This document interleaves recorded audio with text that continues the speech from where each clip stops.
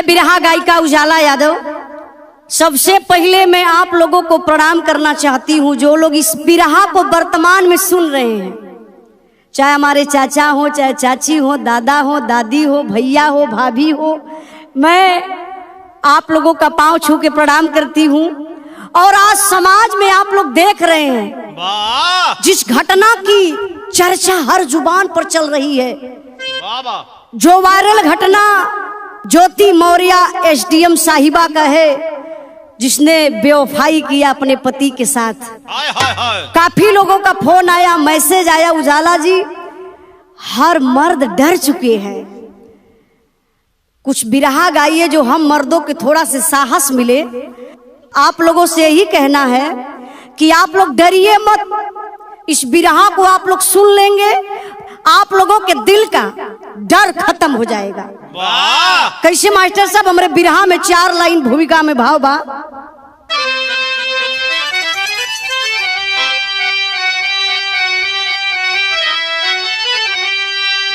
जिंदगी ज्योति बन के जिनकी जली, जग जमाने को जगमग दिया है बनाई, जिनकी मर्यादा देवी की छाया बनी, मान सम्मान शोहरत जमाने में पाई। कर्म कुकर्म कुछ तो है ऐसा किया, सर्वनाशी बनी काल कल जुग लजाला। अरे अपनी गरिमा को गर्दिश गई अस्मिता, कभी भैया लाल जगह जाहिर उजाला।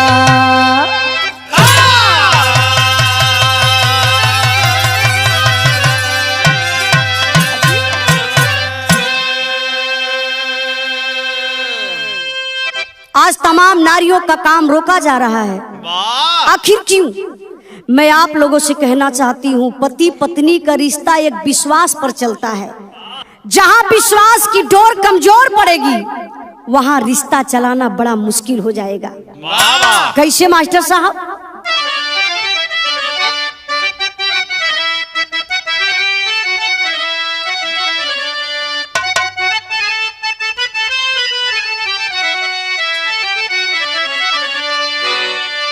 बड़ी प्यारी गजल बा मास्टर साहब। आए मुसाफिर भटकता है क्यों दर बदर, आए मुसाफिर भटकता है क्यों दर बदर, आए मुसाफिर भटकता है क्यों दर बदर। दोनों आलम का रहबा मदीने में है, आए मुसाफिर भटकता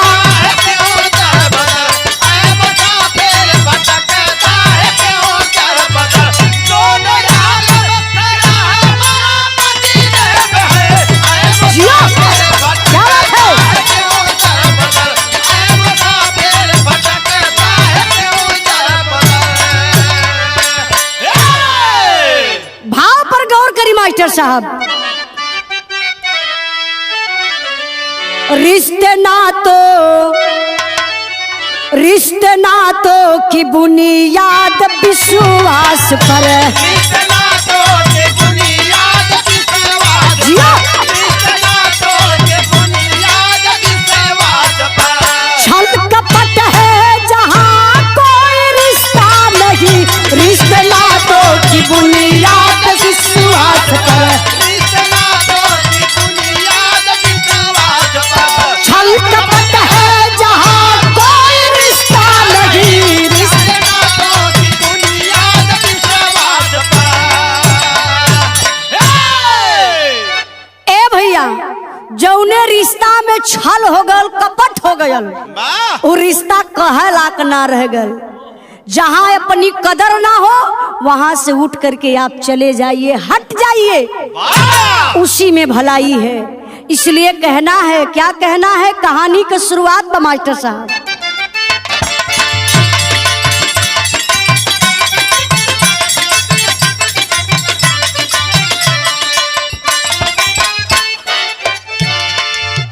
बदलती किस्मत सदा समय के होशियारी से, जानता है जमाना करम की बलिहारी से।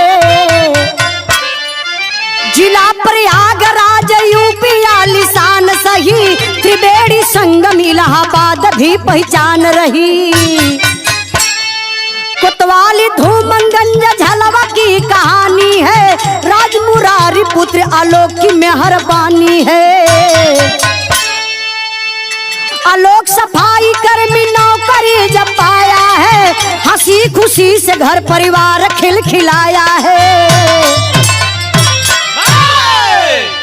ए बाबू, ए भैया, हमरे आजमगढ़ जिला मेहनगर बछवल के रहे वाला राजमुरारी मौर्य, जकरे बेटा का नाम बतावल गल आलोक कुमार मौर्य, जो सफाई कर्मी में कार्यरत हैं। आलोक मौर्य के पिताजी मास्टर थे, जो इस समय रिटायर हो गए हैं। तो पढ़ाई लिखाई के दौरान मास्टर साहब देखले कि हमार बेटा इलाहाबाद में पढ़त बा, प्रॉब्लम बढ़त बा, तो रुपया पैसा जुटाए के अपन घर परिवार वही इलाहाबाद में बसा लेला। मतलब जर जमीन लेके अपन मकान बनवा के प्रयागराज धूमनगंज थाना के अंतर्गत रहने लगे। धीरे धीरे समय बीतल। 2009 में जब आलोक सफाई कर्मी का नौकरी पा गईलन, तो 2010 लगल। 2010 में आलोक का शादी बनारस में तय भइल। के करे घरे? पारसनाथ मौर्य के बेटी, जेकर नाम बतावल गल ज्योति मौर्य। ज्योति मौर्य से जब आलोक का शादी तय हो गई मास्टर साहब, दुआरे बारात पहुंचल बा, तब का भल गीत बड़ी प्यारी लगल बा।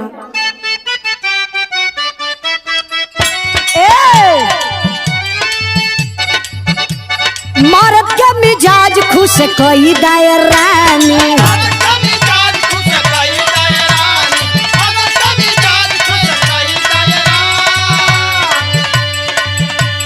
कहता नहीं कुछ न होई परेशानी।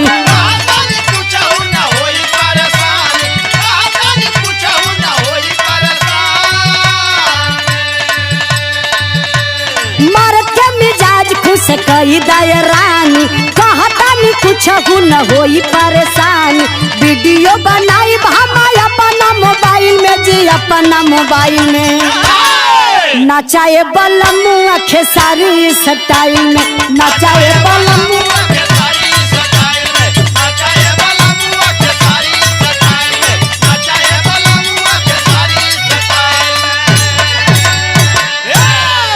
भाव पर गौर करी। कैसे मास्टर साहब?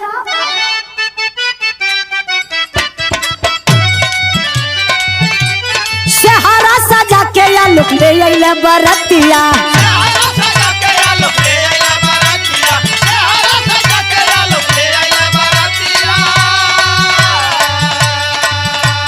खातिर बातिर कैला खूब दुआरे पर घरतिया।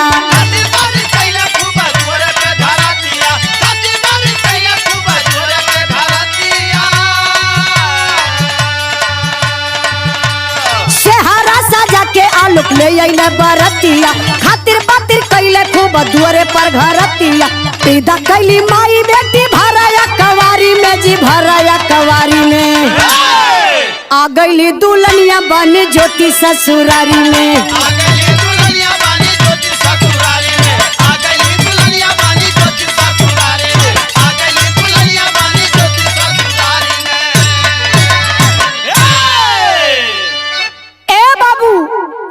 गौर करेंगे। आलोक बारात सजाए के चलल हुआ चिरई गांव बनारस में। शादी बड़े धूमधाम से भइल।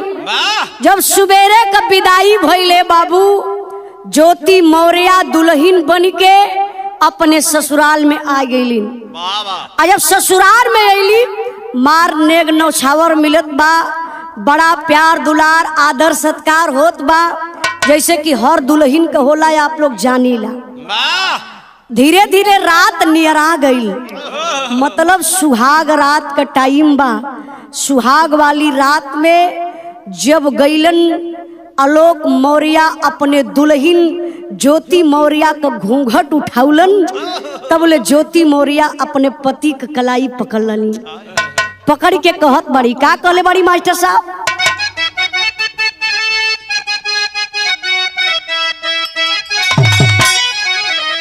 मोरे पीछू अरवाए का छिछली गड़ैया महाराजा वारे। एके तो छोड़ा मास्टर साहब, तनी बिरहा पर आप लोग ध्यान दें। ज्योति मौर्य कलाई आलोक का पकड़ले बानी, आलोक कुछ गिफ्ट लेके मुंह दिखाई देवल चाहत हो ज्योति मौर्य के। तो ज्योति कहत है का कहली मास्टर साहब,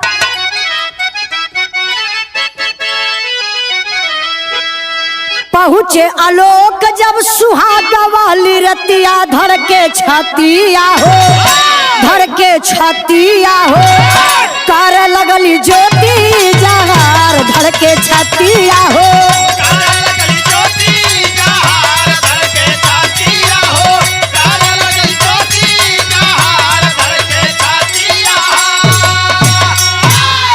हमके पढ़ाई बा राजा दे दायक बचानिया, हमके पढ़ाई बा राजा दे दायक बचानिया, हमके पढ़ाई बा राजा दे दायक बचानिया। सब कुछ समर्पित एगो मांगिला मंगनिया, सब कुछ समर्पित एगो मांगिला मंगनिया, सब कुछ समर्पित एगो मांगिला मंगनिया। यो मस्त लोक बोला मर्द कजतिया धर के छतिया हो, धर के छतिया हो, कर लगली ज्योति जहार धर के छतिया हो।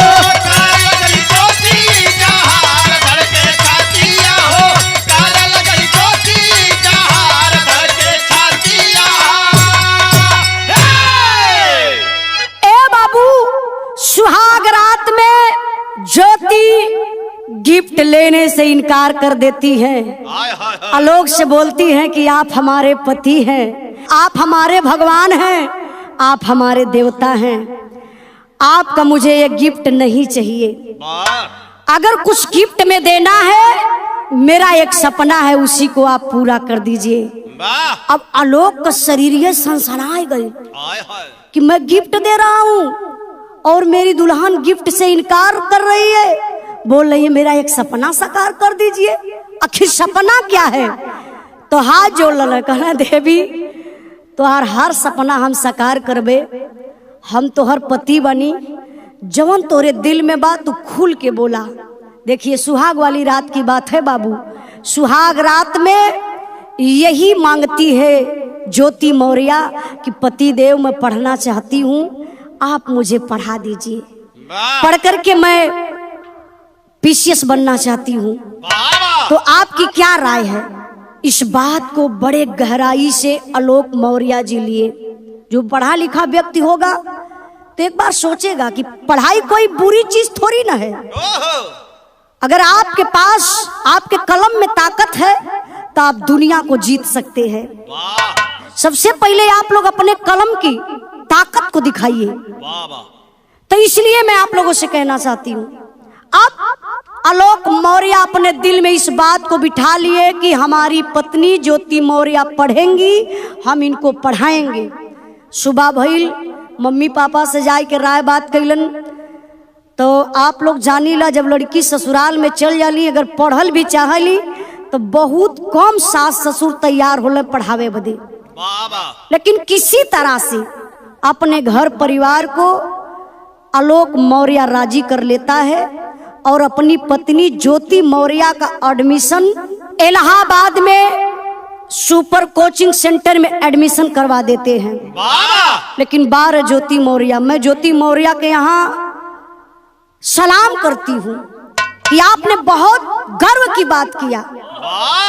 आपने अपने पूरे दिल दिमाग को सिर्फ पढ़ाई पर झोंका, आप पढ़ाई में कामयाब होने लगी। लेकिन समय बीतल, कुछ समस्या बढ़ गई। पढ़ाई लिखाई में बड़ा पैसा चाहला है बाबू, और जब पैसा घटे लगल, परिवार में तनाव बढ़े लगल, तो वो समय आलोक मौर्य करत का हुआ मास्टर साहब, गीत बदल गई हो।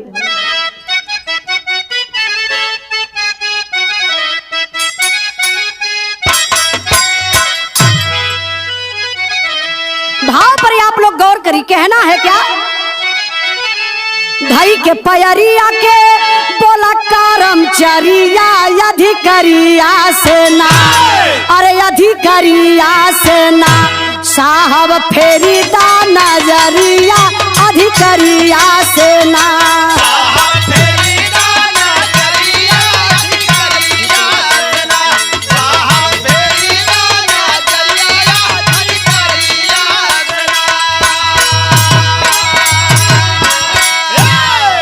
हित मित संगी साथी नहीं रे से दरिया अधिकारिया से ना, अरे अधिकारिया से ना डरी है समय का बदरिया अधिकारिया से ना।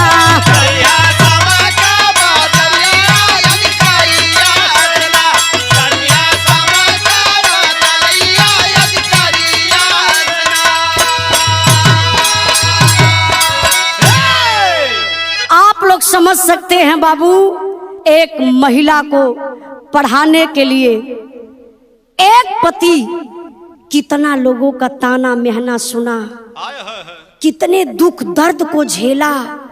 जब पैसा नहीं रह गया, पढ़ाई छूटने के करार पर आ गई, तब आलोक मौर्य जा करके अपने डीपीआरओ से मदद मांगते हैं कि साहब मेरी पत्नी की पढ़ाई चल रही है, मेरी पत्नी पढ़ना चाहती है, मैं मजबूर हूँ साहब, मुझे कुछ पैसे की आवश्यकता है, तो प्लीज सर मदद कर दीजिए, मैं बाद में आपका कर्जा चुका दूंगा।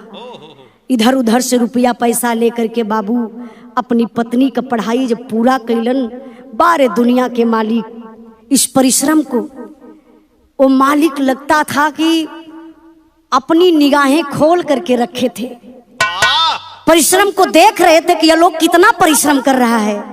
सन 2015 में जब पीसीएस की परीक्षा का रिजल्ट आया तो पूरे यूपी में 16वां रैंक ज्योति मौर्य को मिला। और जब 16वां रैंक मिल गया, पहली पोस्टिंग ज्योति मौर्य का बाबू कौशाम्बी जिला में होती है। तब हेल का मास्टर साहब, अरे मोरे राम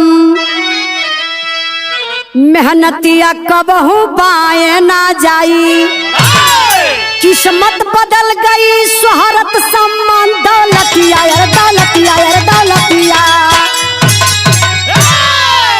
मेहनतिया कबहू बाएं ना जाई।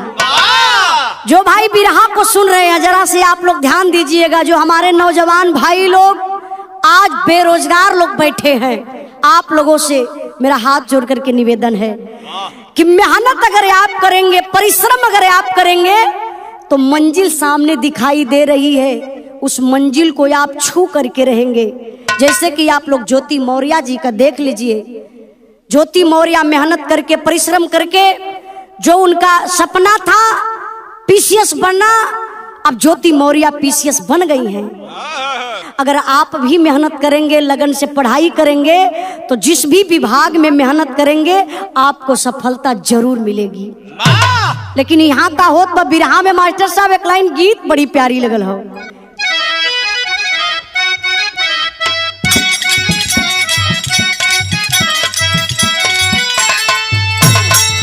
भाव पर आप लोग गौर करी, कहना क्या है, मिलल बकुसी एसडीएम का रुतबा भय तैयार हो, पाला बिटिया लोग घर में सपोर्ट कर परिवार हो।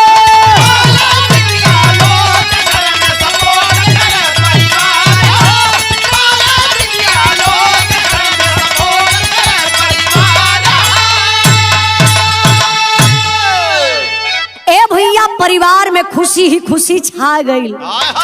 यहाँ ज्योति मौर्य एसडीएम बन गई और वही सन 2015 में ज्योति मौर्य के जुड़वा बिटिया पैदा होती, जो आलोक मौर्य बड़े खुशी से, एक बिटिया का नाम हंसी और दूसरे बिटिया का नाम खुशी रखल। इत खुशी का माहौल बा, खुशी खुशी परिवार में बीतत बा। 2020 आयल तब भयल का मास्टर साहब,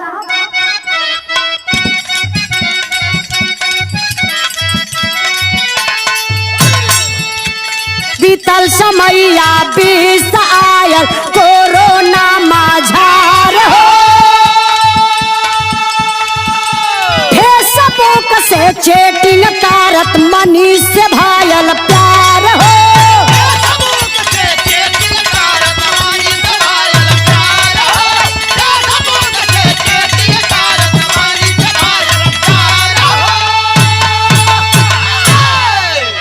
ए बाबू 2020 आयल जौने समय कोरोना आयल रहल, पूरे भारत में तबाही मच गई।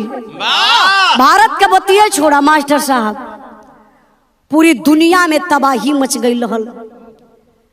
लेकिन वो तबाही महातबाही में बदल गई। के करे खातिर? आलोक खातिर। अब यहाँ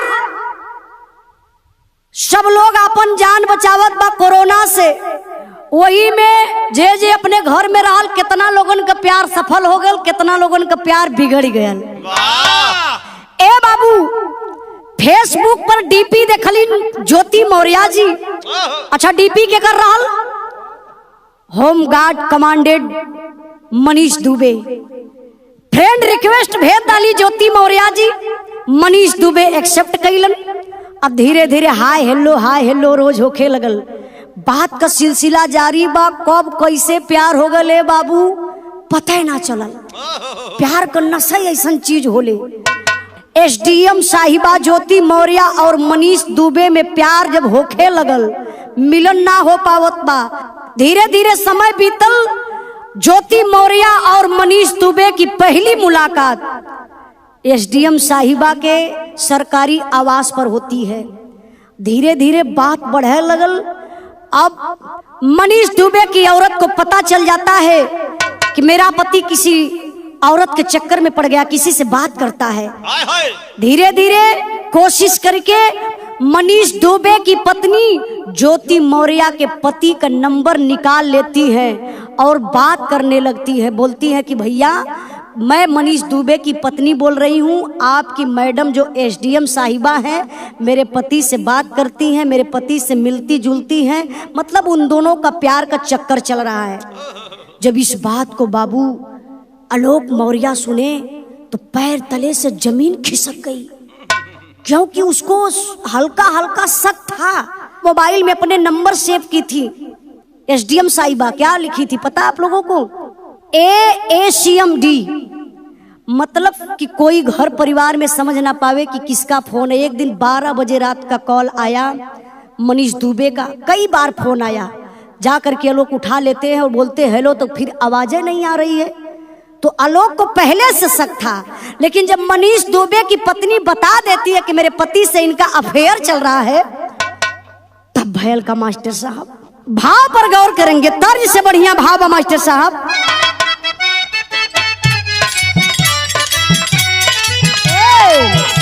दोनों प्यार में दीवाना पगलाई गईला,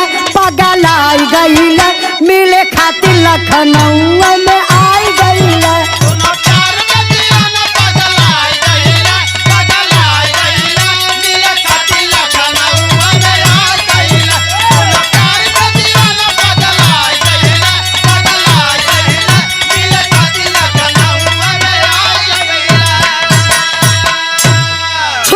छुपा के लूटे लगल लहरवा,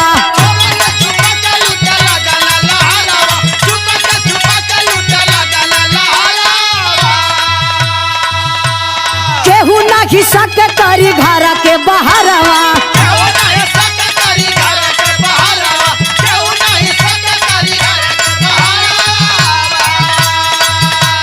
फोन चैटिंग करत मनीष धराई गईला, फोन चैटिंग करत मनीष धराई गईला, मिले खातिर लखनऊ में आई गईला।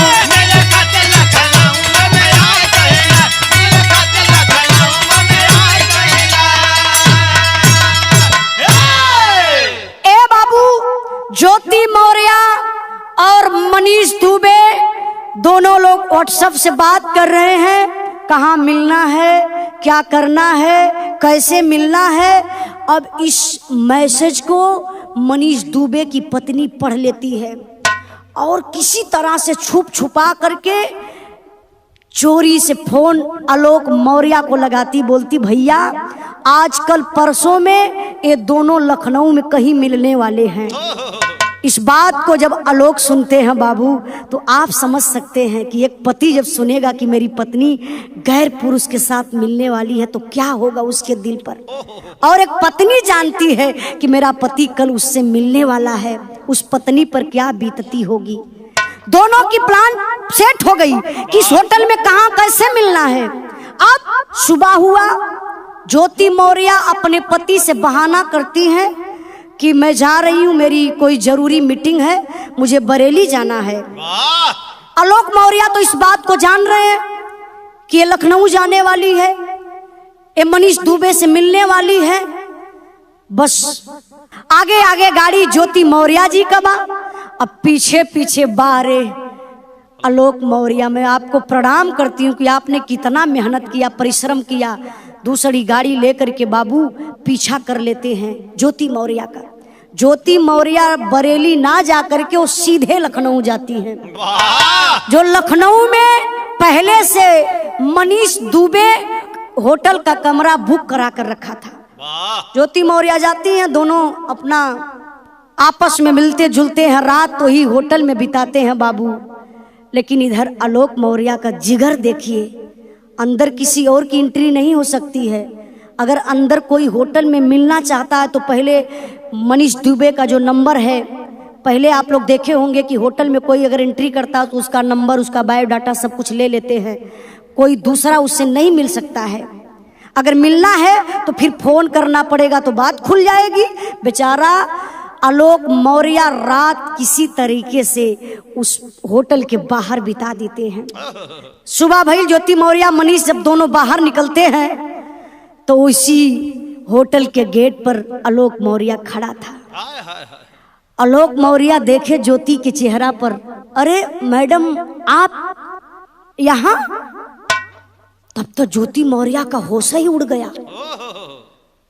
अब मैं बहाना क्या कर सकती हूँ। तब आलोक मौर्य पूछ लेते हैं कि मैडम आप और ये साहब कौन है?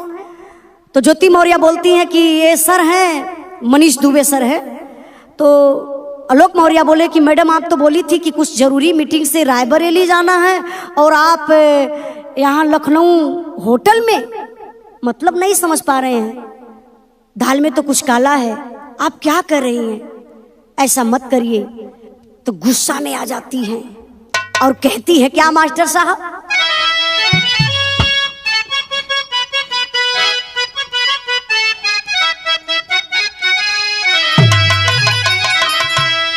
और सलावा तू सलावा का, और सलावा तू सलावा का, पड़ला गरमिया मोर बलमुआ हो, मोर बलमुआ हो, नीलवा रंग चुनरी रंगादा।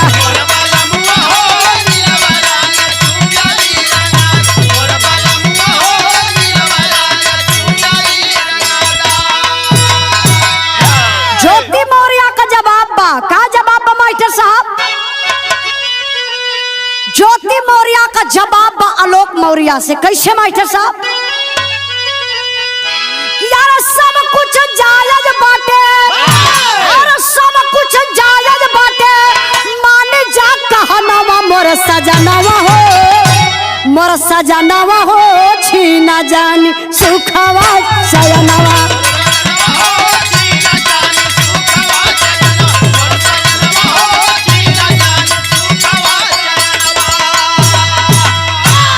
सोच बढ़ावा सब कुछ मैनेज करा बाबू, अजियल जो चाह जज्बात रखा काबू।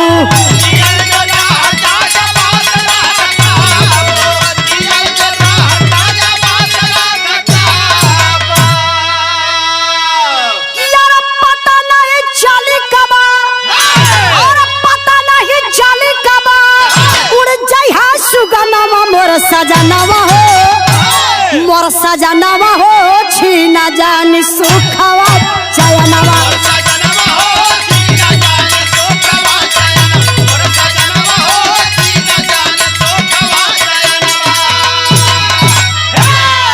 ज्योति मौर्य काली की सुनिए आलोक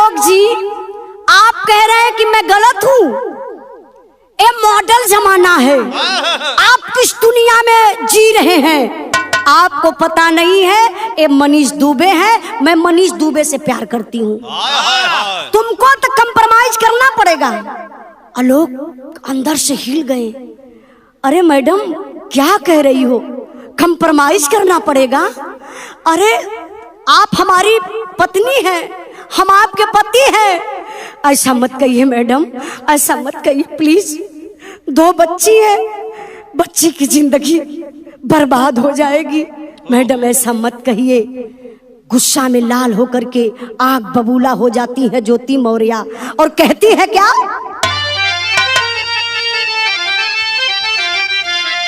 अरे आग बबूला ज्योति भइली तेई छनवा मनवा मानना, थर थर का पाया लोग तब तनवा मनवा मानना।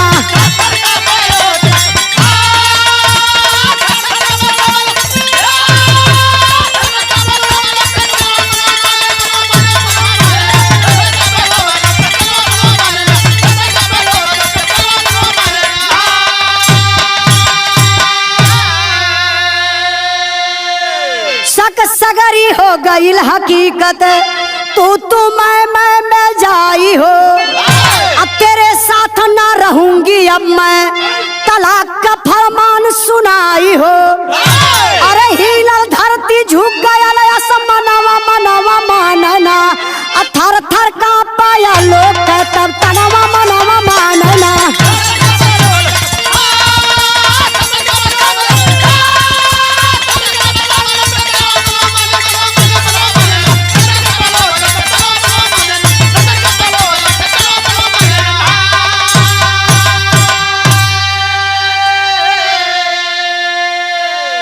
ज्योति मौर्य आलोक मौर्य से बोलती है कि सुनिए, अगर नहीं कंप्रोमाइज करना है तो मुझे तलाक खुशी खुशी से दे दीजिए। अगर नहीं तलाक देना है, खुशी खुशी से नहीं तलाक दे रहे हैं, तो समझ जाइए कि आप अपनी जिंदगी सुखी से नहीं जी पाएंगे। आलोक मौर्य बेचारा हाथ जोड़ करके गिड़गिड़ाता रह गया।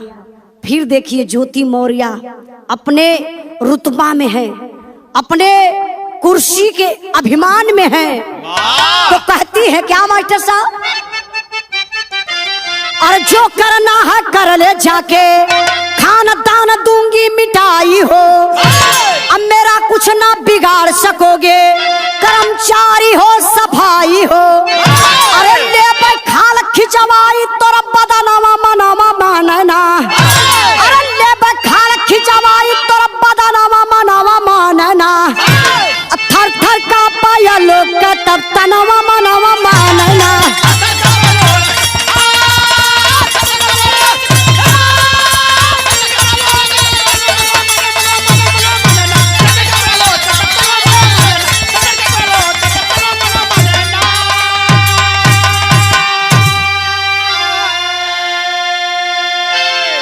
आलोक कल कह रहे मैडम आप तलाक के लिए बोल रही है? मैं जिंदगी में आपको तलाक कभी नहीं दूंगा। मेरी 2 बच्ची हैं, मेरी बच्ची का ख्याल रखिए, बिगड़ जाएगी दुनिया। ज्योति मौर्य बोली दुनिया बिगड़ने की बात कर रहे हो? मैं बोल रही हूं ना, जो 2 टके की नौकरी कर रहे हो ना, वो नौकरी भी नहीं कर पाओगे। और इतना ही नहीं, अगर मेरी बात को नहीं मानेगा ना तो इतना मुकदमा लदवा दूंगी, इतना मुकदमा लदवा दूंगी कि जिंदगी जीना भूल जाओगे। आलोक बेचारा डर गया, सहम गया। किसी तरीके से बाबू आलोक और ज्योति घर आते हैं। जो झगड़ा हुई, कभी भी कोई भी बात होती थी परिवार में तो ज्योति मौर्य मनीष दुबे को बताती थी। कभी कभी तो ऐसा भी होता था जब दोनों प्राणी पति पत्नी में झगड़ा हो रही है और ज्योति मौर्य फोन लगा के मनीष दुबे को सुनाती थी। आलोक मौर्य देख लेते थे, बोलते थे मैडम देखो ये ऑफिस नहीं है, ये घर है। तुम हमारी पत्नी हो, हम आपके पति हैं। घर का मैटर बाहर जाएगा तो अच्छी बात नहीं है, उसका फोन काट दो। लेकिन ज्योति मौर्य इस बात को नहीं सुनती थी। आज मैं आप लोगों से बताना चाहती हूँ बाबू, आज नारी के नाम पर ज्योति कलंक हो गई। आज मैं आप लोगों से बताना चाहती हूँ, क्या ज्योति मौर्य ही कुर्सी पाई थी? हमारे हिंदुस्तान में एक से एक नारी है, एक से एक नारी थी जो इतिहास बना करके चली गई बाबू, जो मैं आप लोगों के आल्हा के माध्यम से बताना चाहती हूँ। कैसे मास्टर साहब?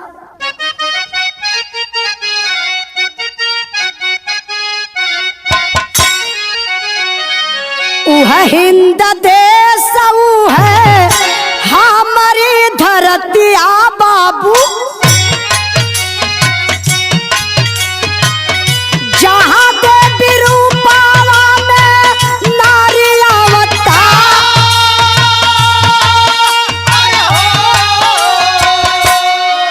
सीता सावित्री अनुसुईया की कहानियां भैया,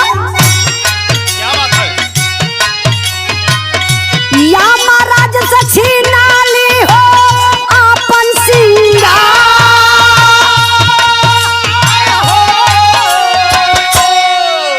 पढ़ला जमाना रानी लक्ष्मी बाई भइली बाबू,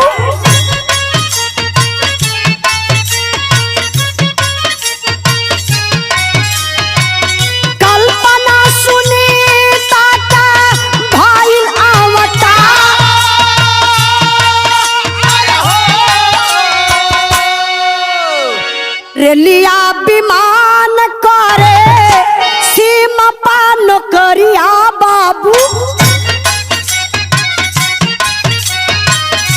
शिक्षा जगत में आजा करऊ जिया,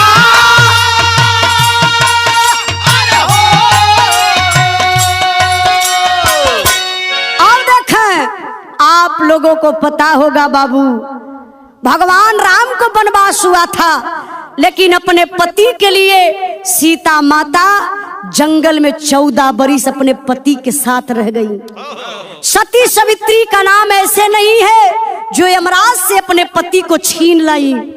रानी लक्ष्मीबाई का देखिए, कल्पना चावला का देखिए, सुनीता का देखिए, और अपने भारत में कोई ऐसा विभाग नहीं है कि जहां नारी कार्यरत नहीं हो। हर जगह बढ़ चढ़ के नारी हिस्सा लेती है, लेकिन हर नारी ज्योति मौर्य थोड़ी ना बन जाएंगी। समस्या बढ़ रही है। ज्योति मौर्य के चरित्र को देख करके पूरा समाज गंदा हो रहा है। ज्योति मौर्य सिर्फ अपने पति को धोखा नहीं दी है, बल्कि भविष्य में आगे बढ़ने वाली नारियों का एक कदम रोक ली। ज्योति मौर्य के इस हरकत को देख करके तमाम पति अपनी पत्नियों को घर बुला लिए, पढ़ने से रोक दिए कि अब पढ़ाई लिखाई बंद करिए। मीडिया के माध्यम से आप लोग देखे होंगे, एक खुशबू नाम की औरत जो बिहार की रहने वाली है, थाने में जाकर के अपने पति के खिलाफ FIR लिखवा देती है, मेरा पति मुझे पढ़ने से रोक रहे हैं। मीडिया वालों के सामने खुशबू का पति आते हैं, लोग पूछते हैं कि आखिर अपनी पत्नी को क्यों नहीं पढ़ाना चाहते हैं, तो खुशबू का पति यही बोले कि सर हम पढ़ा लिखा करके क्या करेंगे। आलोक मौर्य के आप लोग देख लीजिए कितने परिश्रम से अपनी पत्नी को पढ़ा करके SDM बनाए। अब SDM होते भूल गईली। अब गाना के लोग वायरल करत बनाए, आप लोग सुनत होबा कि SDM बनते भूल गईली। तो हमके SDM बनते भूले के ना बा, चलें चूल चौका करें, हमारे माई बाप का सेवा करें, यार वार से कर्जा लेके पढ़ा दे, कर्जो ना भर पाई, आई बन जाइए SDM, रख लिए दूसरे के, हम तब हो जाए बर्बाद। तो ऐसा नौकरी भाड़ में जाए, भाड़ में जाए, नौकरी उकरी ना करे के बाद। जैसे कि आप लोग देखे होंगे मीडिया के माध्यम से, जितनी महिलाएं हॉस्टल में रह रही थी, पढ़ाई कर रही थी, सब पत्नी, हम लगभग 100 कुछ पति अपनी पत्नियों को घर वापस बुला लिए। आज आलोक मौर्य कानून का दरवाजा खटखटाता है बाबू, रोता बिलखता मीडिया के सामने बात करता है। कुछ लोग आलोक मौर्य को गलत बना रहे हैं, लेकिन मैं आप लोगों से कहना चाहती हूँ, जो लोग आलोक मौर्य जी को गलत बना रहे हैं, कि बीबी पढ़ा करके गलत किए। लोग कह रहे हैं कि बेटी पढ़ाओ बीबी मत पढ़ाओ। अरे क्यों? आलोक मौर्य अपनी पत्नी का सपना पूरा करने के लिए पढ़ाएं कि मेरी पत्नी का सपना है पूरा हो जाएगा।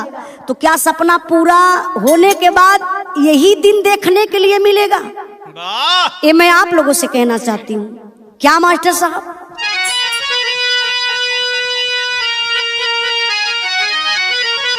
अरे झूठ कभी न बोली आखिर कयसिया, अरे झूठ कभी न बोली आखिर कयसिया, इंसाफ मांगे लाया लोग तब धड़कैले छतिया।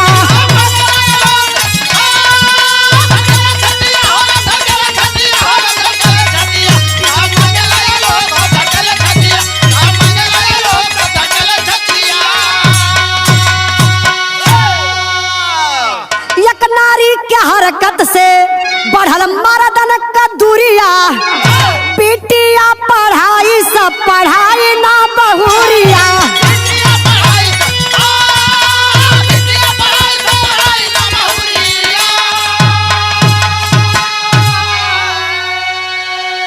अरे देख तमाशा पति पत्नी का टटोला नसिया, अरे देख तमाशा पति पत्नी का टटोला नसिया, इंसाफ मांगे लाया लोग तब धड़कैले छतिया।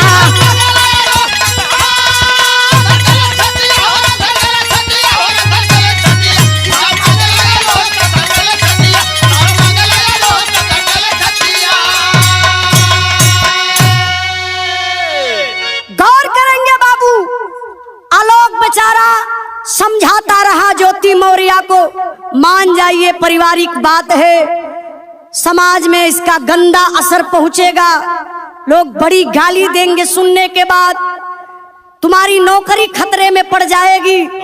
लेकिन ज्योति मौर्य बोली कि नौकरी मेरी चली जाएगी चलेगा, लेकिन मैं तुमको एक्सेप्ट नहीं करूंगी, तलाक दे करके रहूंगी। बेचारा आलोक गिड़गिड़ाता रह गया। कहल जाला कि उल्टा चोर कोतवाल के डांटे। आलोक मौर्य के खिलाफ दहेज उत्पीड़न का मुकदमा लिखवा देती है ज्योति मौर्य जी। ये कहां तक सही है? आप लोग सोचिए, एक मछली पूरे तालाब को गंदा कर देती है। तो जितने हमारे शादीशुदा भाई लोग हैं, आप लोग विश्वास करके अपनी पत्नी को पढ़ाइए, पढ़ाई मत छुड़वाइए। हर लड़की ज्योति मौर्य नहीं हो सकती है। हाँ, जो हमारी बहन पढ़ रही है, पति विश्वास पे, माता पिता आपके विश्वास पर पढ़ने के लिए हॉस्टल में भेज देते हैं कि आप जाइए अपनी पढ़ाई पूरा करिए, तो आप लोगों से भी निवेदन है कि प्लीज आप लोग गलत कदम मत उठाइए। आप पढ़ लिख करके एक होनहार बेटी बन सकती हैं, जो हमारा कदम आगे बढ़ सकता है, और आगे बढ़ेगा तो आने वाला जनरेशन पीछे से बाबू आगे अपने आप सुधर जाएगा। इसलिए मैं आप लोगों से एक बात और कहना चाहती हूँ, जो कि ज्योति मौर्य जी अपने कुर्सी को बदनाम कर दी। कैसे मास्टर साहब? आरोप प्रत्यारोप के सरकार जांच करावे, दोषी को जेल निर्दोषी को छोड़ावे।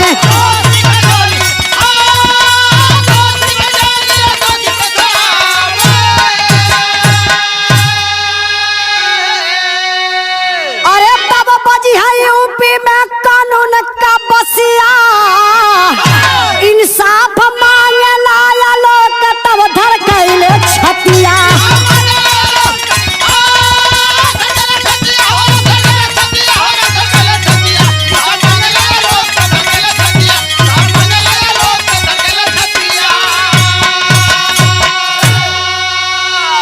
देखिए, गाना गाने का मतलब यही है, ज्योति मौर्य जो काम की है वो गलत काम है, ऐसा उनको नहीं करना चाहिए।